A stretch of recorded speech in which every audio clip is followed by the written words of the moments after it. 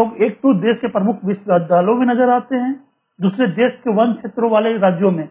क्या कारण है कि इन दोनों जगहों पर ये लोग ज्यादा आसानी से फलते फूलते हैं? देखिए, आप कभी ये जो टर्मिनोलॉजी, जो लेक्सिकल यूज होता है, वो उस पर ध्यान दीजिएगा। गून्स ऑफ एबीवीपी, जो एक स्टूडेंट विंग है, वो गून हो गया।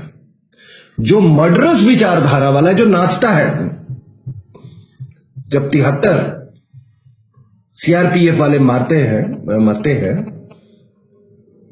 वो नाचने वाला को लिबरल बोल रहे हैं।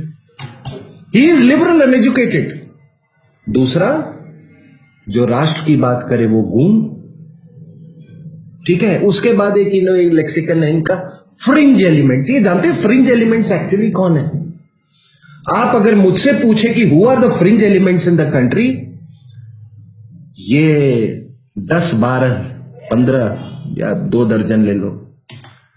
ये जो कुछ अपने न्यूज चैनल्स में,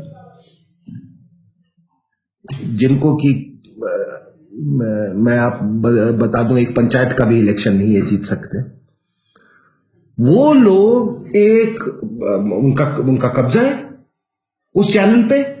सुबह से ये ऐसे नैरेटिव चलाते हैं। हमारे और आपके पास टेलीविजन वो चैनल ही नहीं है। तभी तो हम अपनी बात आपको कह रहे हैं। तो ये किसी को गूंगा, और एक्चुअली में यही क्रिमिनल, जानते हैं साहब, इनको तकलीफ, आपने बड़ी अच्छी सवाल पूछी है। एक्चुअली हुआ क्या है, ये इतने साल से ये बड़ा अच्छा अरेंजमेंट था। खाओ, कमाओ, दुकानें चलाओ, बाहर की विचारधारा लाओ, बाहर से लीडर इंपोर्ट करके लाओ। अरे इंपोर्टेड लीडर भी तो तभी चलेगा ना जब आप इंपोर्टेड आइडियाज प्रोपोगेट करोगे। अब हुआ क्या है, इनकी दुकानें बंद हो गई हैं। इनके खाने पीने जो रूटीन इन्होंने बराबर किया। हाँ, जो दुकानें इनकी जो चलती थी, जो खाने पीने का इनका वो अलग से जो आता था इनका, वो बंद हो गई हैं। अब कोई किसी कमेटी का मेंबर है, कोई किसी कमेटी का मेंबर है। साहब एक बात बताओ, ये मुझे इस सरकार पे हैरानी होती है कि ये जो प्रॉक्सी वॉर जो चलाया जा रहा है, जिसका दूसरे कंपोनेंट का, वो उन यूनिवर्सिटी से, उन संस्थानों से चल रहा है जहां पर गवर्नमेंट जिसका फंडिंग करती है। और ये नालायक प्रोफेसर्स जो कि अपने ही फेलियर स्टूडेंट को प्रमोट कर रहे हैं और उनके भक्त हो गए हैं, उनके इंटेलेक्ट के, उन लोगों को आप उनका कोई परफॉर्मेंस जजमेंट नहीं है? आपने उनको कैंपस के अंदर घर दे रखा है। ये क्या सिस्टम है साहब? ये लड़ाई को आप पैसे दें इस कंपोनेंट को, और फिर आप जवानों से आप एक्सपेक्ट करते हो कि वो तो अपनी जाने दें। मुझे ये बात समझ में नहीं आई। क्या इस विचारधारा के लोग देश के कुछ कमजोर कानूनों का ही दुरुपयोग करते हैं? सर एक चीज आप बताइए, ये ठीक है, अगर आपने नेशन स्टेट बनाया है तो कोई नेशनल फिलॉसफी भी तो होगी आपकी। तभी आपके लोगों ने डिसाइड किया कि चलो ये भारत जो है हमारा, इसको एक नेशन स्टेट बनाए। नेशनहुड किसको बोलते हैं? भाषा, संस्कृति, geographical integrity, psychological integrity, cultural integrity, उसको बोलते हैं ये नेशन। और फिर आपने उसको स्टेट बनाया।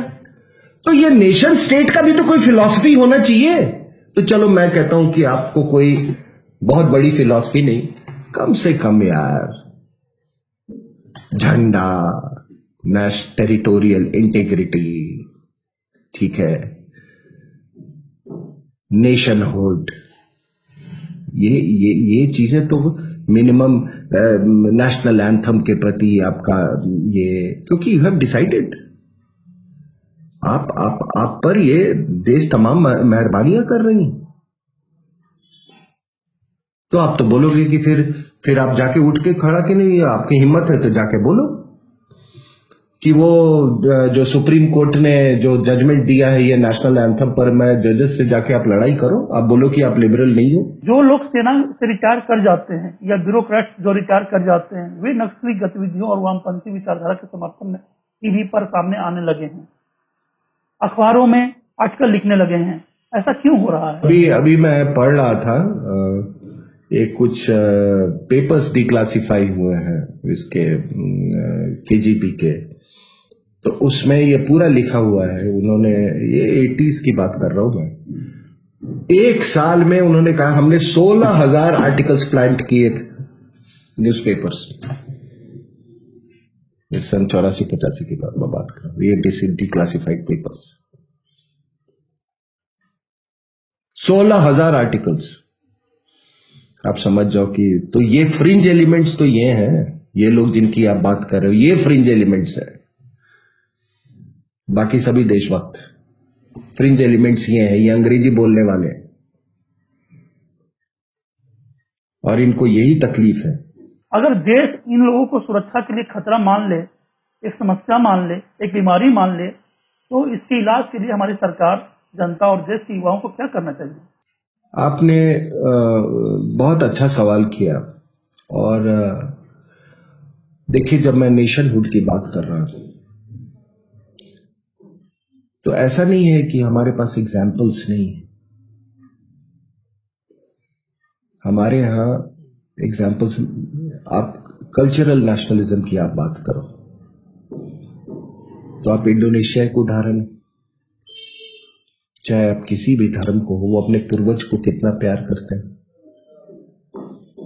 आप वहां पर आप उनकी करेंसी देख लो इंडोनेशिया की, उनका जो एयरलाइंस है उसका नाम है गरुड़ एयरलाइंस, उनकी जो डोमेस्टिक एयरलाइंस है उसका जटायु एयरलाइंस है। आप बाली जाओ, आप जैसे ही आप जब वो एयरपोर्ट से निकलते हो तो आपको पहला चीज वो दिखाई देता है, वो एक बहुत बड़ा सा एक स्कल्पचर है कि महाभारत का में जो गीता का उपदेश है वो है। तो ये अब आप कहते हो कि इंडोनेशिया, ये एग्जाम्पल किसी को नहीं ये रास आता है, तो आपको थोड़ा रीथिंक करना होगा अपने पूरे नेशनहुड में। दूसरा ये है कि साहब देखो, डेमोक्रेसी का मतलब ही होता है कि इलेक्शंस में जब आपकी विचारधारा जब डिफीटेड हो गई है तो इस तरह के देशद्रोह के जो मामले हैं और जो ये एक्टिविटीज ऑर्गेनाइज हो रहे हैं उसकी कोई जगह नहीं है।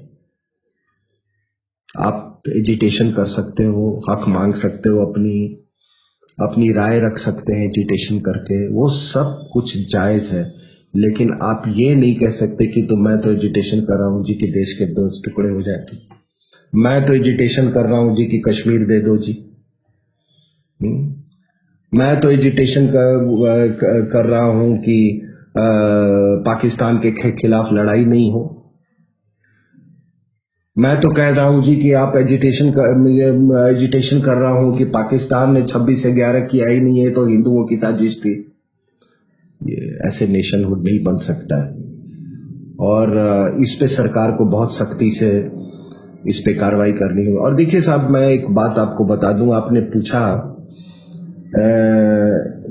ये सारी इंटरनेशनल विचारधारा है। आपको याद होगा कि और इतिहास में आपने इंटरनेशनल विचारधारा की बातें कही, लेकिन जब हम अपने देश के वामपंथी विचार वालों से बातें करते हैं या किसी साहित्यकार और पत्रकार से बातें करते हैं तो वे कहते हैं कि हमारा वामपंथ विचार रूस या चीन या कहीं बाहर से नहीं आया है, भारत का वामपंथ और साम्यवाद अपना है और दूसरों से अलग है। तो क्या उनके पिताजी ने सिखाया था इसको तो करते हैं? नहीं, तो फिर तो नाम हटा लेना, Communist Party of India, Communist Party of India Marxist, Communist Party of India Marxist Leninist, Communist Party of India Yechury Karat नहीं हो सकता, Communist Party of India Yechury Karat नहीं हो सकता, Communist Party of India Surjeet Jyoti नहीं हो सकता है, लेकिन Communist Party of India Marxist और लेनिनिस्ट हो सकता है। वो तुम्हारे मिट्टी के हैं। हिंदी जानते थे, हिंदी उनको सिखा के तुमने फिर कम्युनिज्म सीखा। क्या बकवास है साहब ये।